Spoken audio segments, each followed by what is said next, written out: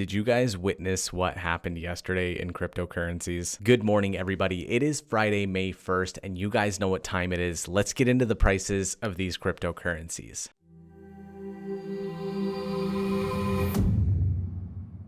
Yesterday was absolutely insane. I've never seen anything like that in a single day of cryptocurrency trading, prices going up and down. Let's get right into the price of Bitcoin, which is at $8,817, down 4.8% from yesterday. Now, after seeing a raging climb of 20% from 7,800 to 9,400 within a matter of 24 hours, it's standard to expect a little bit of a correction. So we dropped back down to about 8,500 and we've been kind of dancing in between. Now we know a solid resistance point at 9,500, but it will still stay above 8,000. On to Ethereum, down 4.6% from yesterday at $214.15. Dash also down 4.5% at $83.92. And Litecoin down 5% at $47.85. Join us later today when we go over the top news articles in the last 24 hours to find out what's going on with the markets. Don't forget to like the Facebook page, subscribe to the YouTube channel, and we will see you later today.